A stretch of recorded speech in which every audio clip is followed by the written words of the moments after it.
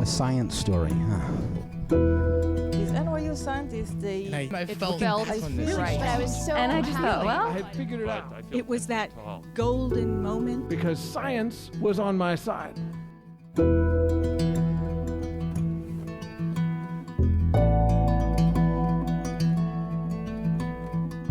Hey everyone, welcome to the Story Clatter, where true personal stories about science help us to discover how weird and wonderful it is to exist in this world and be a human. I'm your host, Misha Gajewski, and this week our stories ask what it means to bring your whole self into a space. Our storytellers enter the question in such different ways, and I can't wait for you to hear them, so let's get to it. First up, Raul Fernandez. Raul is a scholar activist who focuses on inequities in education. His story explores the controversial topic of educational diversity programs and questions if they're helping the students or if they're actually hurting them. Not only is the story so thought-provoking, but Raul is incredible, and I can't wait for you to hear his experience. Here's Raul.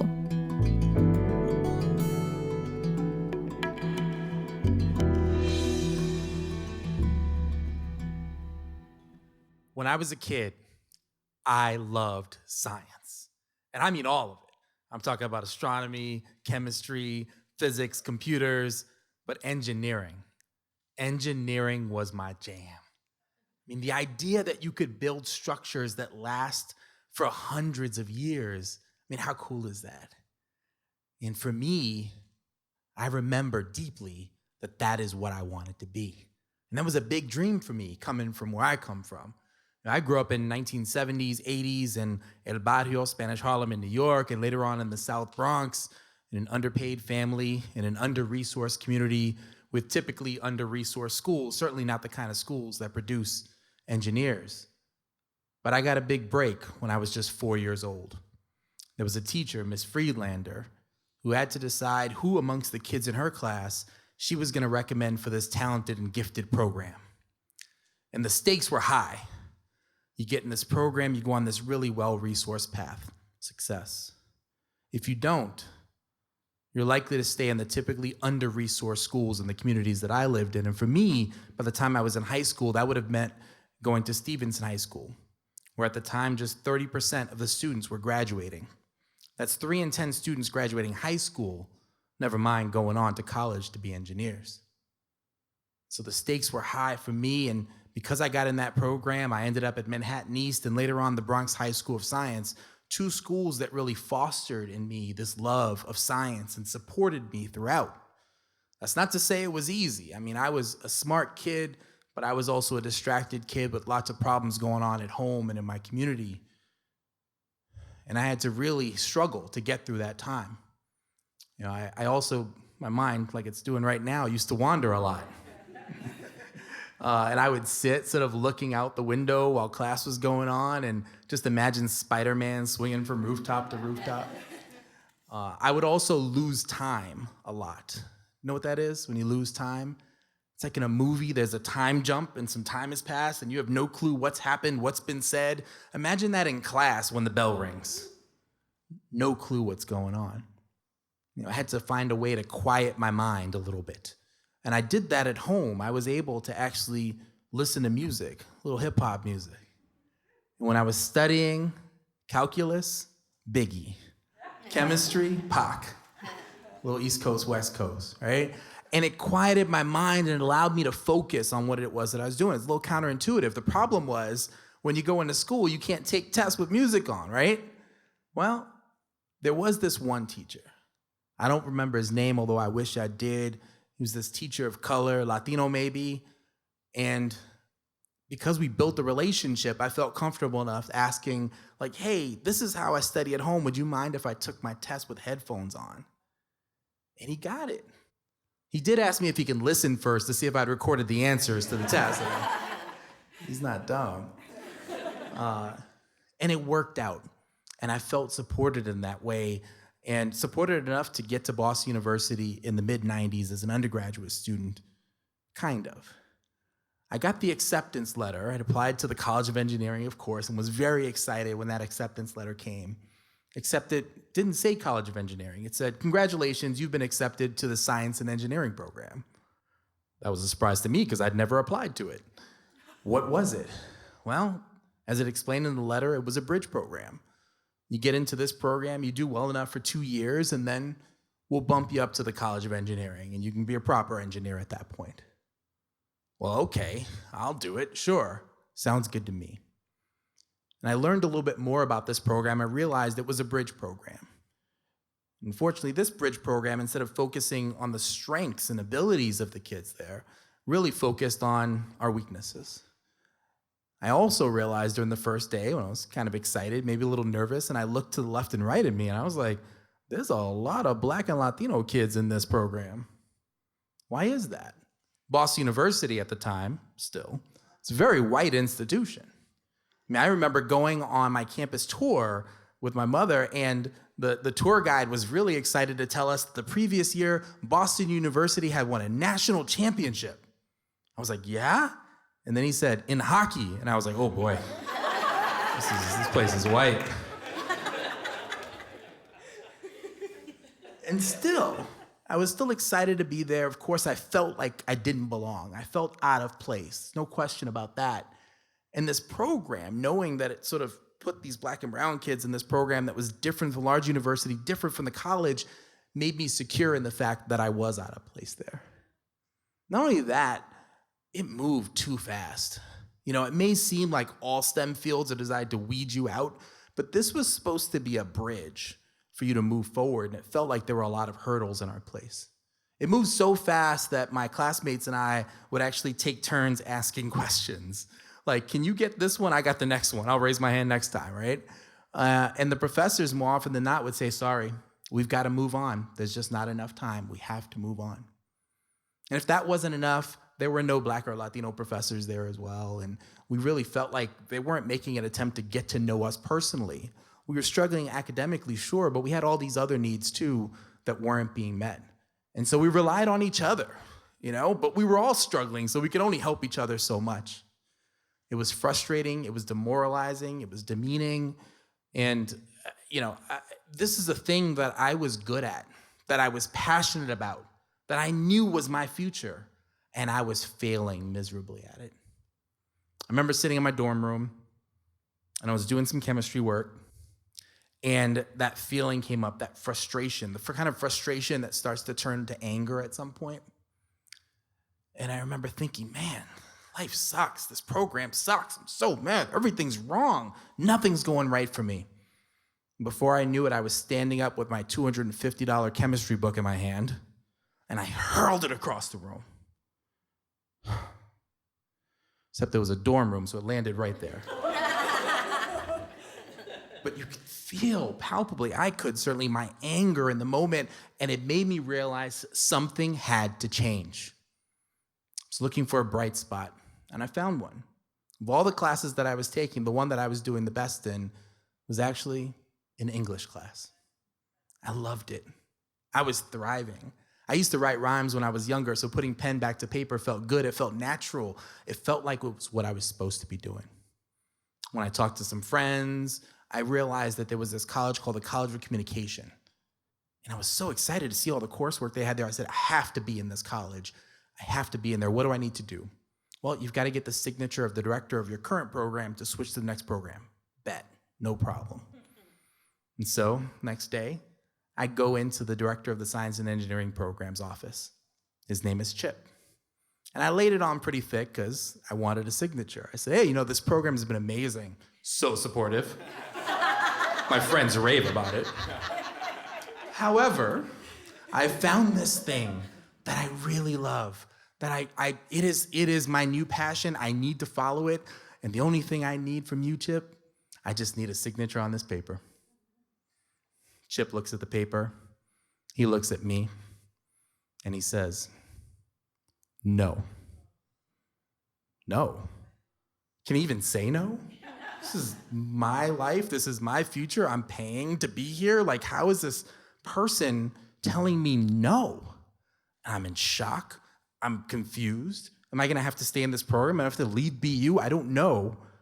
And before I could say anything, Chip follows up. Chip, a man with a punchable name and a face to match. Chip tells me, We don't like students coming in the back door and then doing whatever they want when they get here. Oh, Chip. Now, again, this frustration, this anxiety, it all turns to anger. And I unleashed a slew of expletives on Chip that are not fit for the stage. But I will tell you, it was punctuated by this. Do you really want a fucking kid like me in your stupid fucking program, Chip? Chip looks at me and he says, no, I most certainly do not. And he signs the paper right there. Thanks, Chip. I walked out of there feeling a little bit excited, worried about whether or not I was gonna get in trouble for what I just did, but also this sense of calm that came over me. I didn't really know what was gonna be going on next, but I knew whatever happened, it was gonna be on my terms.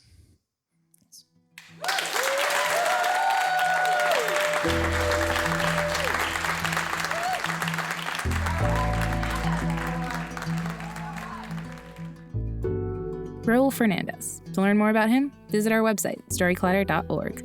Being a storyteller on the stage is just one way to make Storyclatter happen, but if standing alone in the spotlight in front of an audience doesn't speak to you, maybe becoming a Storyclatter donor might be more your speed. Storyclatter donors play a vital role in our ability to bring you this podcast. We're in this together. Storyclatter is one big experiment that's designed to connect us around our love of discovery, curiosity, and the natural world. If you believe in the power these stories have and this mission, please donate to the Storyclatter at storyclatter.org/donate. The most popular level is $10 a month, and you can make your tax-deductible donation at storyclatter.org/donate. But really, any level makes a difference, and we're so grateful to everyone who supports Storyclatter. What would you do if you were hospitalized far from home? Don't worry, AirMed Care Network has you covered with Fly You Home memberships. Just one call and their providers will transport you back to a hospital of your choice to recover closer to loved ones at zero out-of-pocket cost to you. Fly You Home offers coast-to-coast and worldwide coverage and is remarkably affordable, starting at $159 a year. Learn more at airmedcarenetwork.com/fly. Our second story is from Cynthia Chapple. Cynthia is a scientist, an advocate for Black girls and women, and a champion of equity. She is the founder of Black Girls Do STEM, an organization offering exploration of career pathways through hands-on curriculum in the areas of science, technology, engineering, and mathematics to middle and high school Black girls. Her story was recorded at the Public Media Commons in St. Louis this year. Cynthia's story shines a light on the discouraging experiences Black girls in academia experience. The story is so powerful and highlights the reality of being Black in white spaces. Here's Cynthia.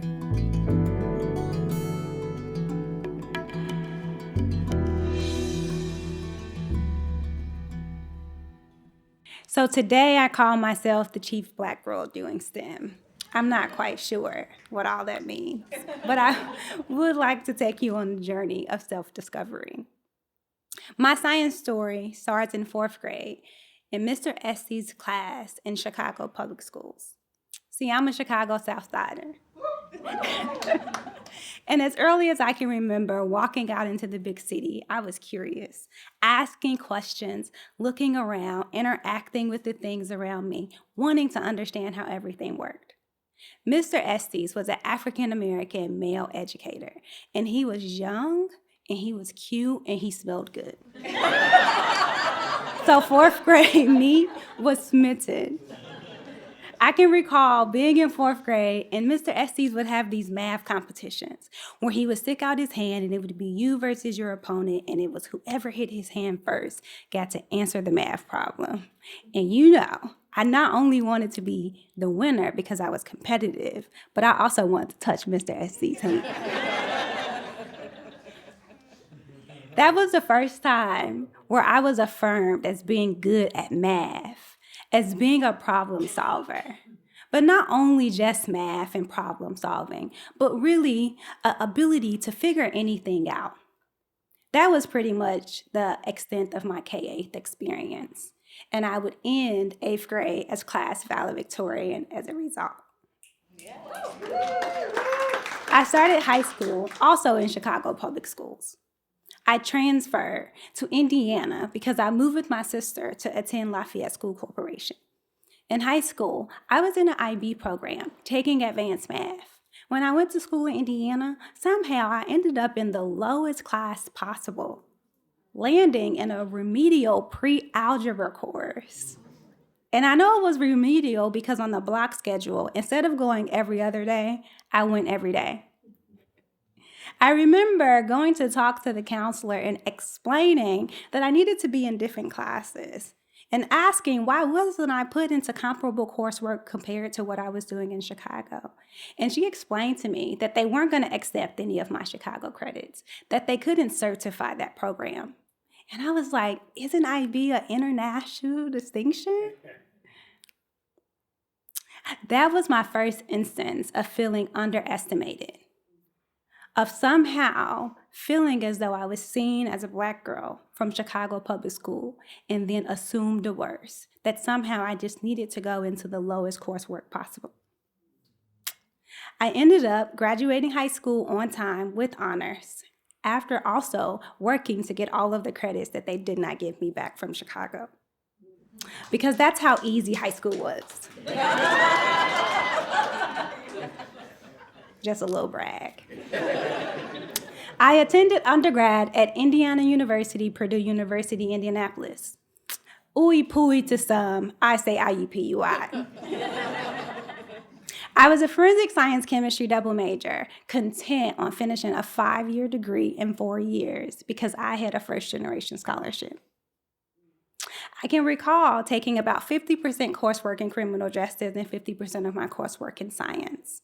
And I was in a forensic presentation course, and my professor was an ex-prosecutor. Forensic presentation was all about forensic history, case studies, and giving comprehensive speeches.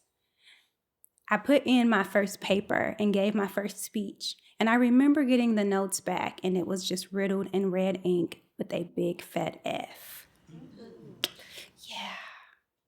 My professor said to me, "Your speech was terrible, and you write how you speak, and I'm afraid that you're just not going to come off credible if you do not improve your diction." I was there again, right there in a moment of feeling underestimated.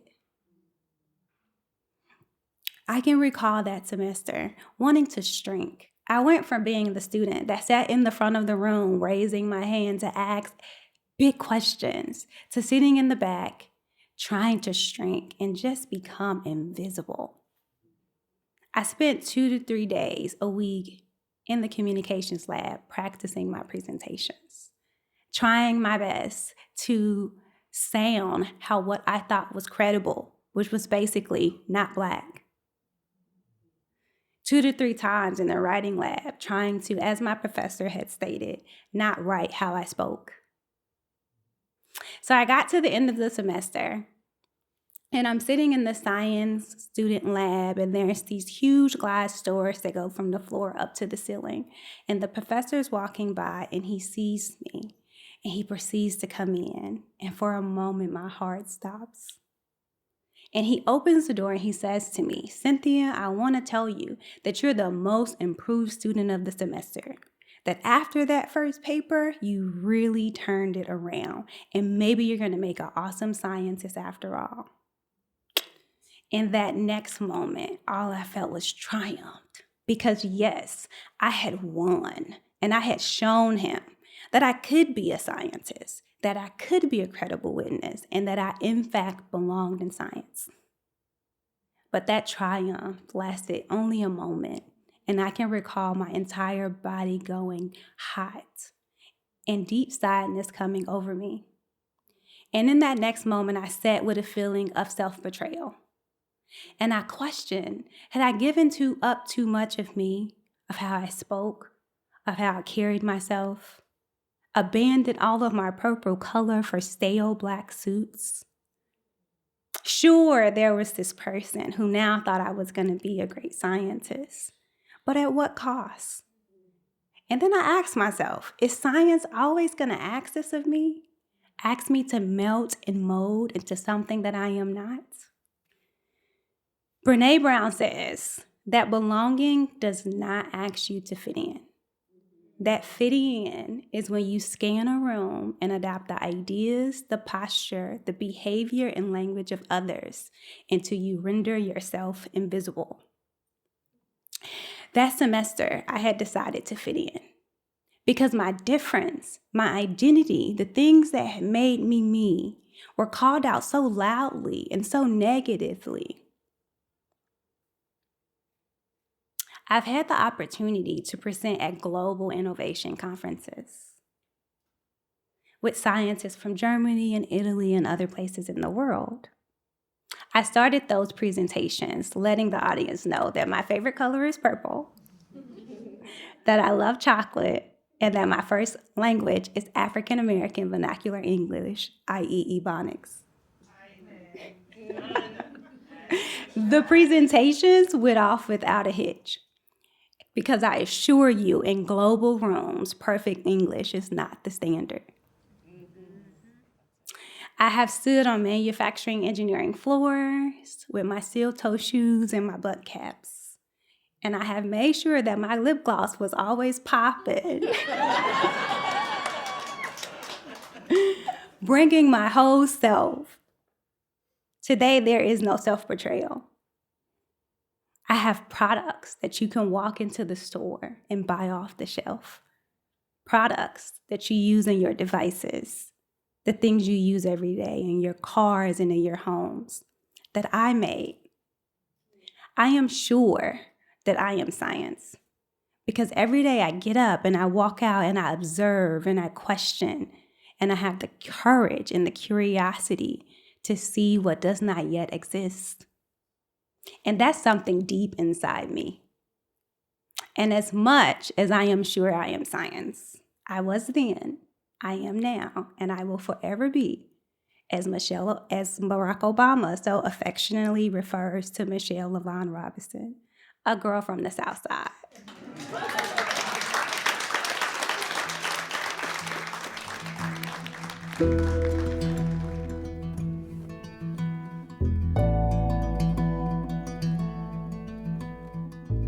That was Cynthia. If you'd like to learn more about her and her work, visit our website, storyclatter.org. Our website is just one way to connect with Storyclatter, but there are so many other ways, and we hope you'll use all of them. You can always follow us on social media. We're on Twitter, Facebook, Instagram, and TikTok. Head to storyclatter.org to become a financial supporter. Also, next Tuesday is our ultimate Story Slam Showdown. Join us for an unforgettable night of storytelling and suspense. Our fantastic storytellers will take the virtual stage to share their incredible tales, but there's a twist. You decide who emerges as the Story Slam winner. This night is all about supporting great storytelling and the power of personal narratives. Donate to cast your vote for your favorite storyteller or storytellers throughout the night and watch as they battle it out for the ultimate title. And the best part, all proceeds from this electrifying evening go to support the Storyclatter's incredible programs, ensuring we continue to celebrate the art of storytelling. Hosted by our very own senior producer, Paula Croxon, this is a showdown you won't want to miss. Register for free and get ready to be swept away by the magic of storytelling. And if you can't make it on December 12th, or you're having trouble choosing your favorite storyteller, we've got you covered. Make a donation to the Storyclatter to support our impactful work in 2024. Visit storyclatter.org for all the details. For more details about this show and all our other shows are on our website. The Storyclatter is very grateful for the support of Science Sandbox, a Simons Foundation initiative dedicated to engaging everyone with the process of science. This podcast is produced by me, Misha Gajewski, along with Nikisha Roberts-Washington, Jen Chen, and Aaron Barker, Executive Director and co-founder of the Storyclatter. The stories featured in today's episode were produced by Bart Thompson, Katie Wu, Sam Lyons, and Gabe Montesanti. Special thanks goes out to the Storyclatter's board and staff, including Anne-Marie Lonsdale, Leslie Burnson, and Lindsay Cooper. Our theme music is by Ghost, and next week, I'll be back with stories about DIY science. It's such a fun episode, and I can't wait for y'all to hear it. Until next time, thanks so much for listening.